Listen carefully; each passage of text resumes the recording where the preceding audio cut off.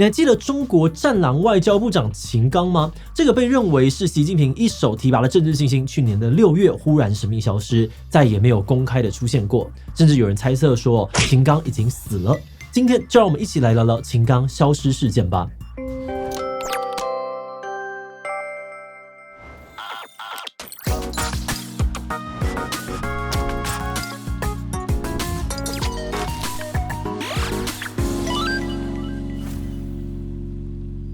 嗨吼，大家好，我是志奇。中国前外交部长秦刚是中国战狼外交的代表人物之一，以作风强硬闻名。比如说呢，在谈到台湾问题的时候，他说过解决台湾问题是中国人自己的事，任何外国都无权干涉。还曾经在中美闭门会议叫美方代表请闭嘴。这种不按牌理出牌的风格虽然引起不少争议，不过在当时的中国却受到不少人的欢迎。秦刚的仕途也风生水起，在中共体制里面也破格升级被认为是习近平亲自提拔的亲信之一。不过很神秘的是，在2023年的6月，秦刚在毫无预警下突然消失，到现在再也没有露面过。中国官方对他的下落一直没有给出正面回复。这件事情就引起了很多猜测，有人觉得呢他是被爆出婚外情下台，有人猜他是得罪了党内的高层被做掉了，甚至有消息认为他是陷入了间谍问题被党内肃清。所以到底发生了什么事？今天我们就会一起来看看秦刚到底去哪了，当初为何会被消失，而现在我们到底知道些什么样的消息。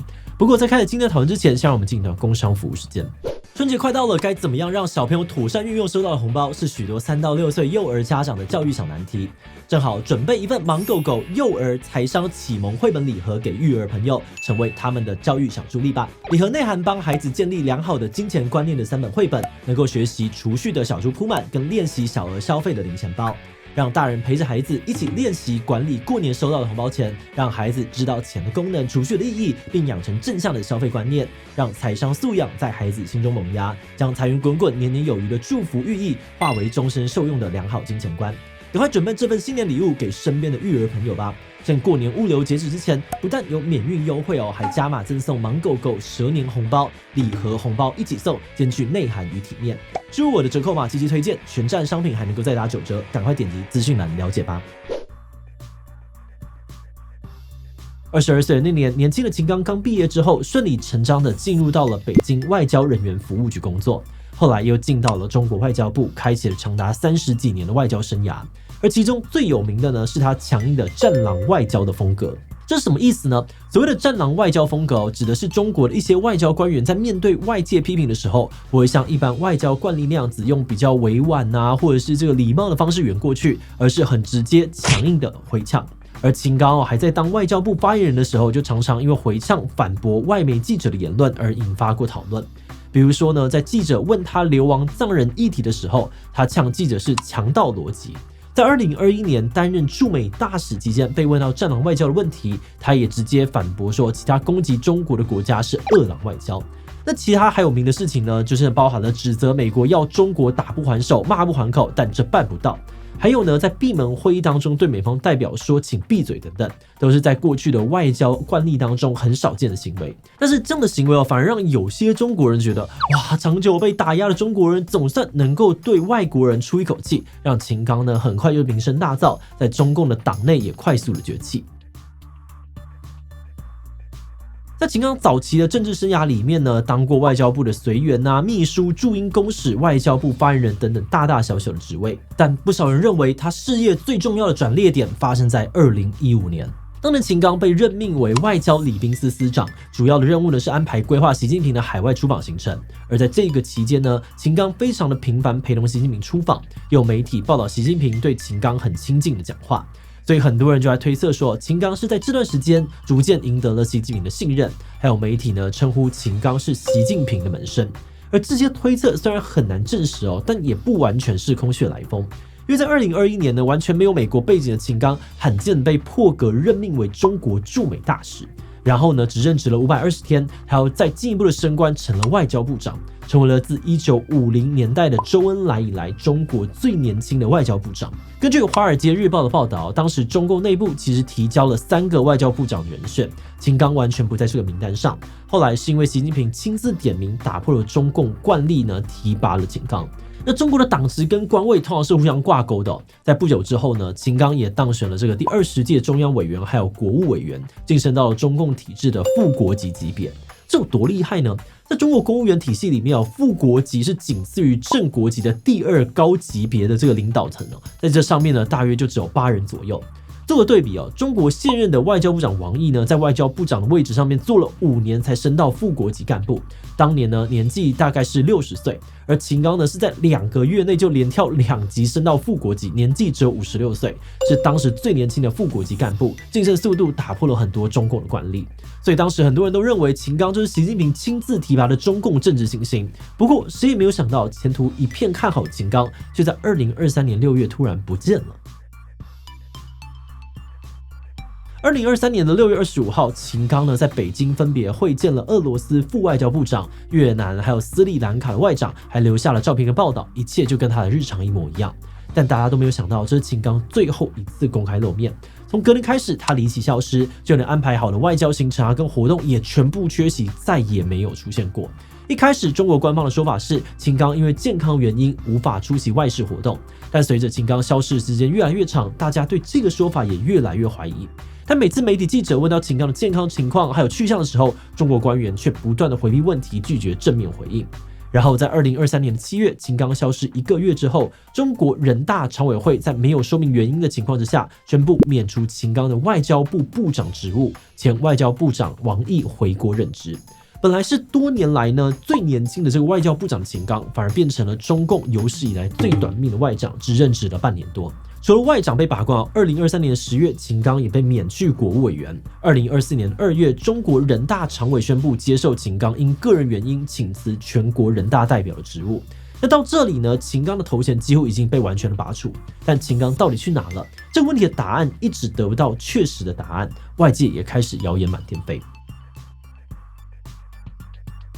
秦刚消失之后呢，有人揣测他确诊重病，有人说呢他是因为外交部宫斗或是中共内部权力斗争被斗掉，甚至有人传言说秦刚已经死了。不过其中流传最广的传闻呢，是秦刚因为婚外情被党内调查当中。多个媒体的消息指出，秦刚在担任中国驻美大使的期间，疑似和中国凤凰卫视记者傅小田发生婚外情。所以傅小田呢是非常著名的一个记者有非常好的外语能力，不只是曾经在世界各地报道采访，他主持的节目也访问过超过200个世界各国政要，在政治圈有很强大的人脉。但是后来傅小田从原本的工作离职，后来在社群上面透露自己住在美国，还疑似透过代孕生了一个孩子。这个时间点呢，跟秦刚在美国任职的时间接近。而在秦刚消失之后，傅小田的社群账号也忽然跟着停止活动，从此以后呢，就再也没有露面过。这2人的关系就引起了很多的揣测。但比较诡异的是，即使呢这个传闻是真的中共高层有婚外情也并不是非常罕见的事情。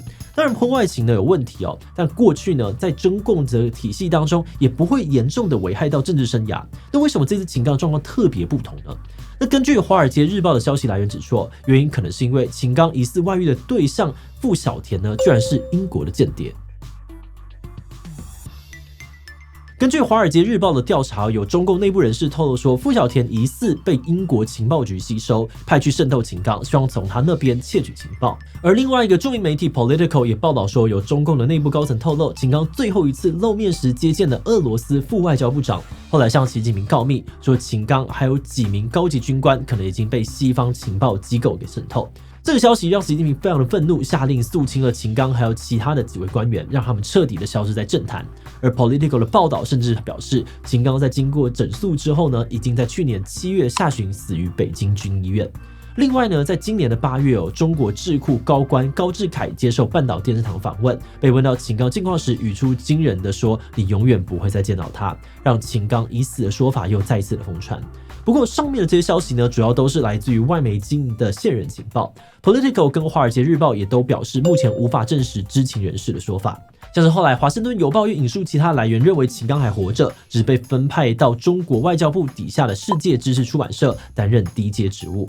可是到目前为止呢，都没有任何的媒体拍到秦刚露面的照片，中国官方也还没有任何的回应。所以秦刚到底是生是死，可能暂时还没有办法下个定论，成为了一个最大的谜题。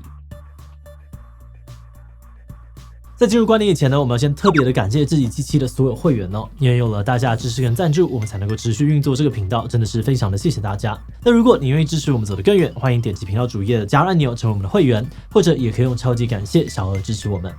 而且因为今天影片的篇幅有限哦，关于秦刚消失的这个议题还有更多的细节谜团没有讲到，那我们都会放在这个月的会员影片里面。有兴趣的大家呢，也可以加入会员收看哦。最后就是华尔街那边，他们觉得可靠的原因其实是他的外遇对象傅小田的背景可能有问题。那其实呢，当时候就有些人怀疑说，他有可能是培养出来的间谍。哦，对，我想起来，就是那时候我念的稿的一些相关的事情，但是我记得有一个资讯是不一样的，就是说傅小田好像同时也是间谍吗？对，这个就是这一次《华尔街日报》想要证明的一个论点。华尔街日报他们就觉得说，这个应该才是秦刚真的被拉下台的原因啦。好的，那话说回来，秦刚的故事是一个充满神秘色彩的中国政治事件。最让人惊讶的当然是，即使他已经是那么的接近权力核心的当红人物，也可以这样子说消失就消失，一整年都完全没有消息。那虽然因为中国目前的政治环境我们目前看到的都还只是很碎片化的传言跟猜测，而真相也或许永远不会被公开。但我们认为这个事件对于理解神秘的中国权力机制，还是提供了很多值得思考的地方。因为中国虽然没有完整的民主选举制度，但为了维持权力的分配跟稳定，他们还是有一套惯例和默契在运作。然而呢，习近平上台之后打破了很多中共的惯例，秦刚的破格晋升就是一个典型的例子。而这种破格提拔的方式呢，短期内可能彰显了领导者的权威，但长期来说却可能会留下隐患。华尔街日报的报道就有提到，如果秦刚的事件真如传闻所言涉及到间谍问题，那作为习近平亲自提拔人选，中共党内对于习近平的判断跟用人眼光一定会产生质疑，对他的领导地位形成潜在的威胁。那这个事件呢，因此有可能超越秦刚个人，值得更多的关注。不过这也只是我们的想法，所以最后呢，也想来问大家，你觉得秦刚是为什么被消失的呢？我觉得是涉及到间谍问题感觉情节呢非常非常重大才会消失的这么彻底。比如我觉得私生活丑闻